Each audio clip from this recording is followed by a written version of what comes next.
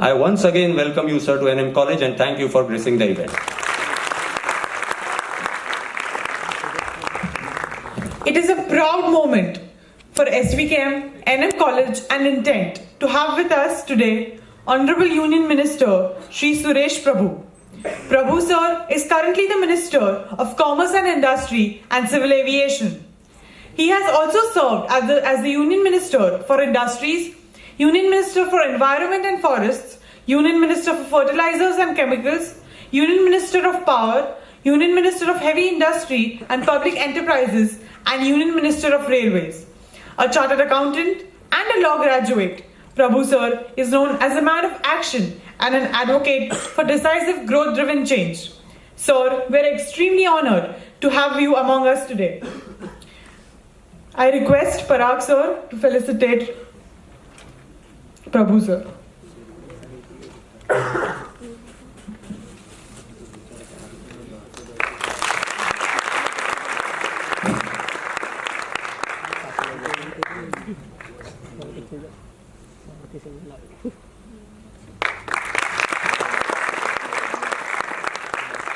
We have a short video for the audience.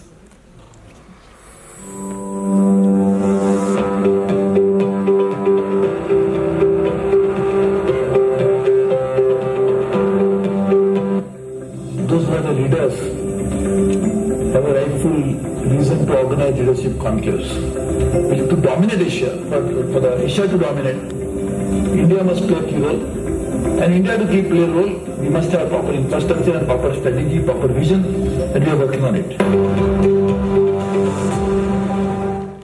I hereby request Honorable Minister Prabhu Sir to commence with the session.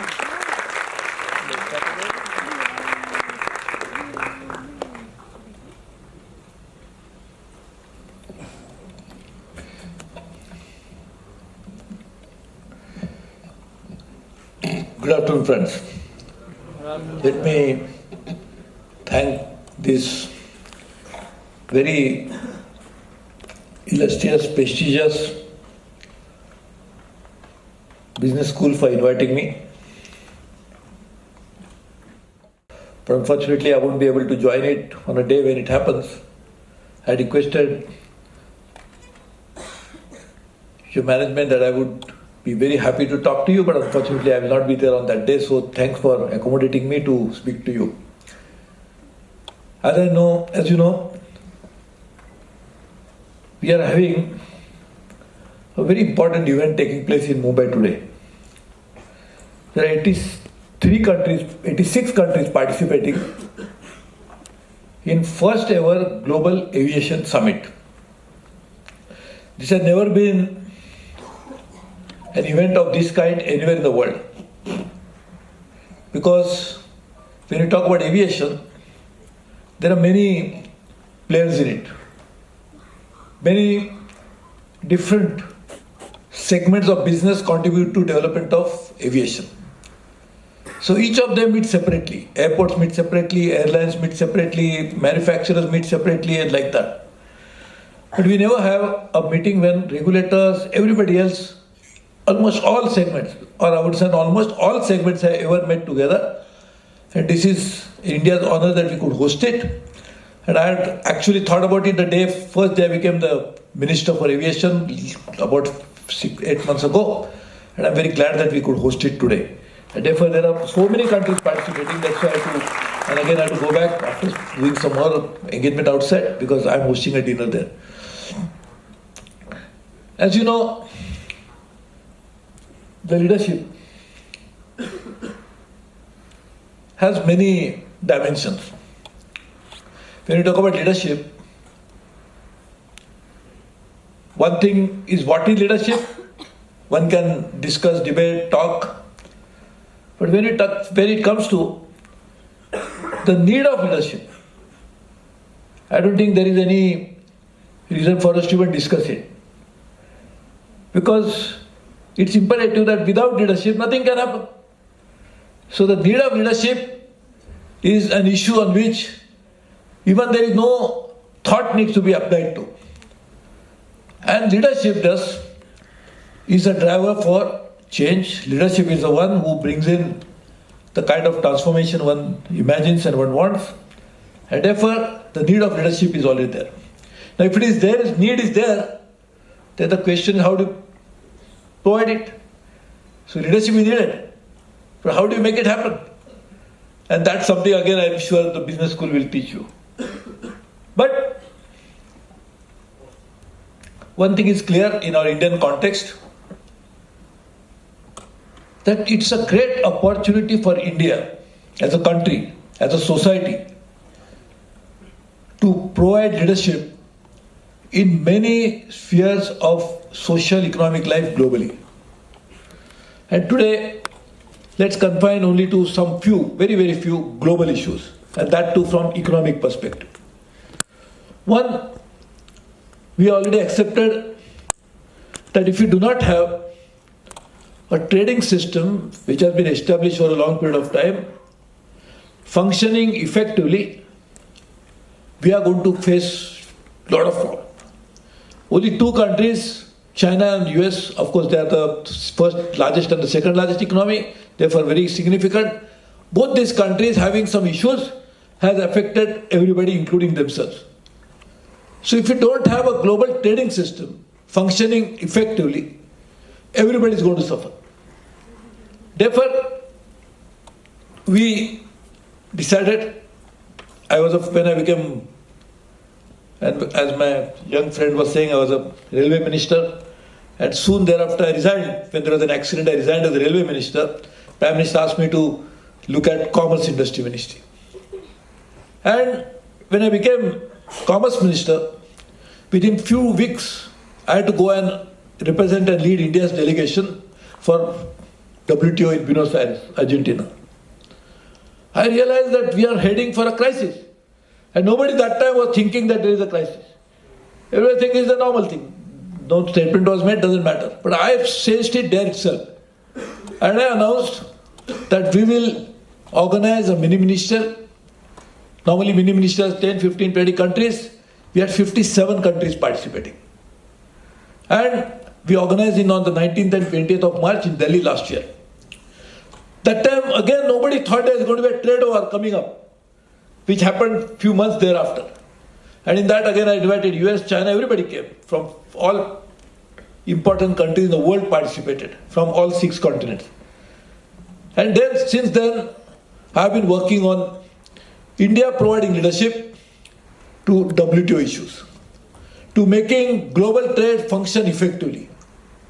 And just imagine, we are the capability. I have personally met 150 and 170 ministers of different countries in the course of last 1.5 years, and we are actually driving this change.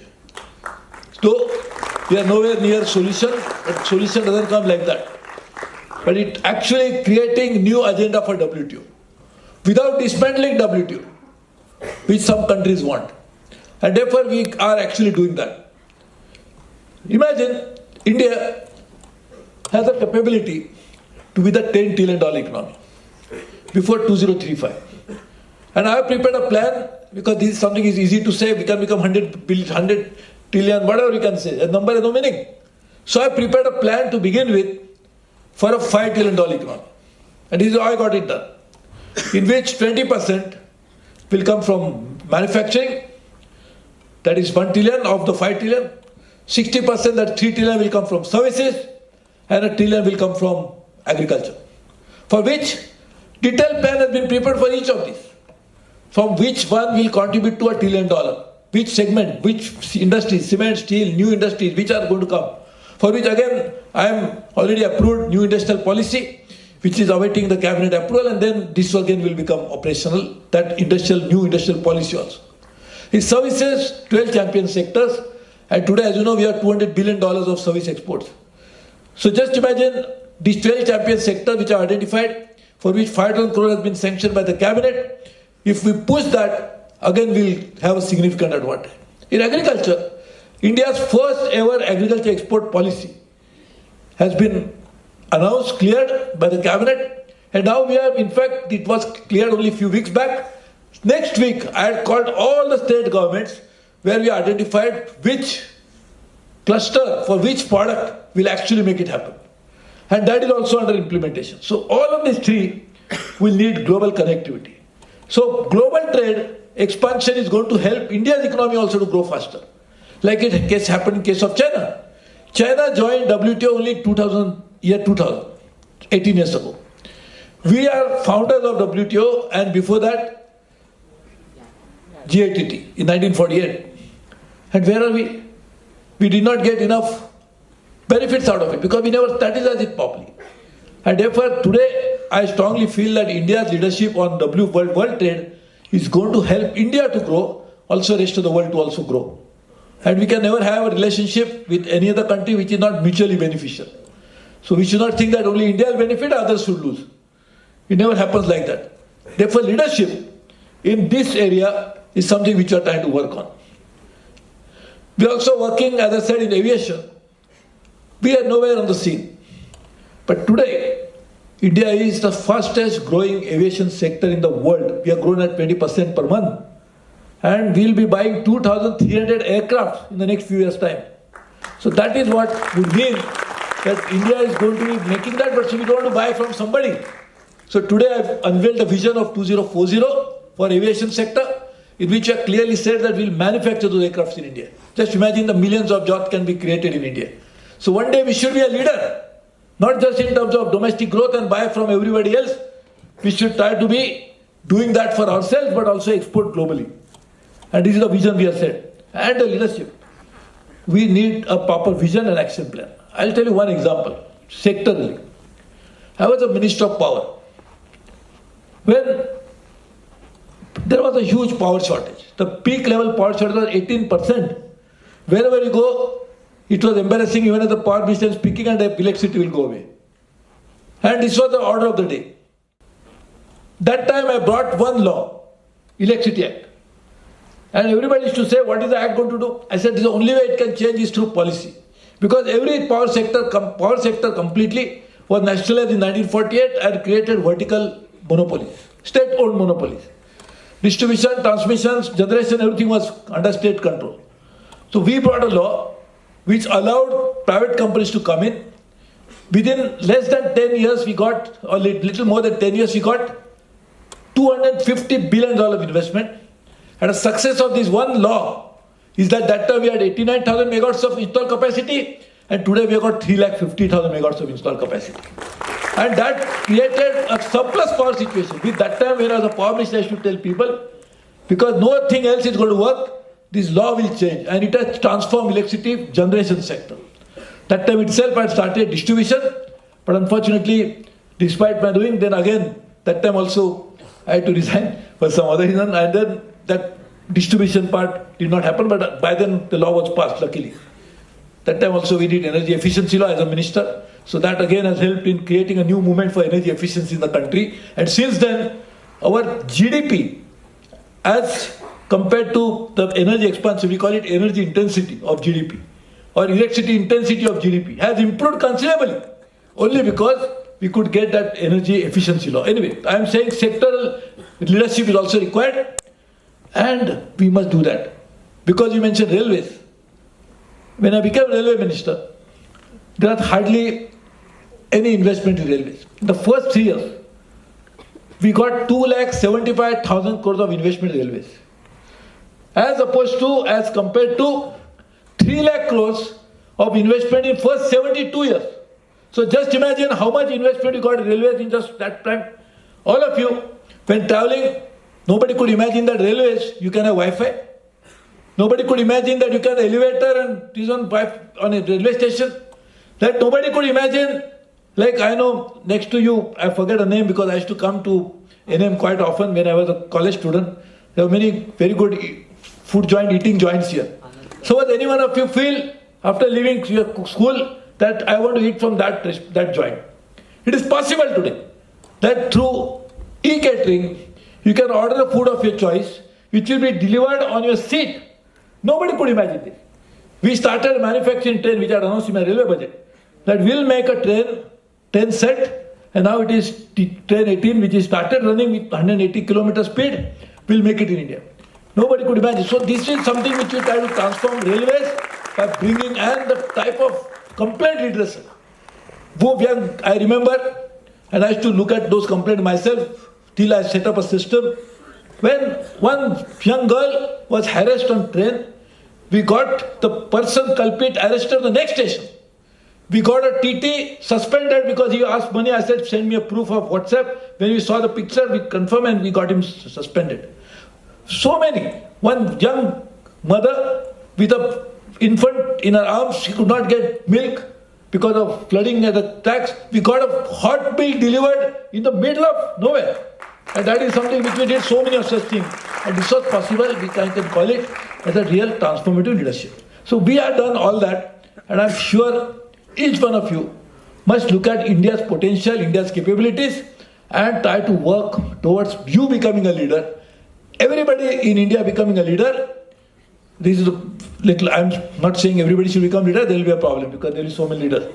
But I am saying leader in not that sense of the term, because luckily we have a very good leader in Narendra Modi. So we don't need anybody else. But I am saying if you have a leader, and that too, you try to work in such a way that rather than just imagine, because you mentioned startup, that is program under me. Everybody decides that I am also going to make an attempt to start a new enterprise, small, big, whatever it is. And nowadays, to start enterprise earlier, we had to make investments into real estate. We need a bucket. Nowadays, you can have a business sitting here. So you can be one of you can even be doing some business while listening to me. It is possible. So therefore, startup in itself is a leadership issue. From startup, you can emerge as a leader of many businesses, which was never, this is something which is a transformative technological change that has happened in the world, that this is possible. So try to don't tread the already treaded path by others, try to think differently, try to not get intimidated by the situations, and try to change whatever you feel is appropriate for yourself. Don't try to look around and say, he's doing it, so I will also do the same thing. That is probably a good chance to fail. Rather than that, be innovative on your own, try to think about it, and if you do that, I'm sure over a period of time, you yourself will be a leader in your own right. And that is what is going to be a leadership. Everybody trying to do something which is the best suited for that person and to pursue it till the end. That is where it's going to be a real manifestation of leadership. So I hope you do that. I have to go for some other program, and then as I said, I have to go and host a dinner also. And there are so many countries coming in, so I cannot avoid it. But at the same time, honestly I'm telling you, I didn't want to miss this opportunity of meeting such an enlightened young group of people, because I always feel that something which I can never do, even despite whatever innovation one can think of, is to get the youth that I lost. So I'll not get it. So what is the next best way to get it? Is meet the youth. That's the only way we can get it. That's why I'm here. And therefore thanking you for giving me the opportunity. I'm sure you will make not only your school, your parents, your relatives proud, but you will make yourself proud by the fact that I have discovered my own self by doing something which I myself never thought I am capable of doing. And that's the only way it can happen, is by self-exploration, by pursuing it very strongly. I'm sure you will do that. All the best to you. Congratulations to you. And I think one day I'll come here, and I'll be happy when I come here and see that intent, leadership, intent. The intent is very important. If you don't have intent, nothing will happen. So intent will bring out the inner content. That's what I think. If you have intent, then you bring out whatever is there inside. So I hope you do that. Your inner capabilities are immense. You cannot imagine what you are capable of. This is something which is absolutely phenomenal. Everybody has capacity. Therefore, I wish you all the best. Congratulations to you. All the best.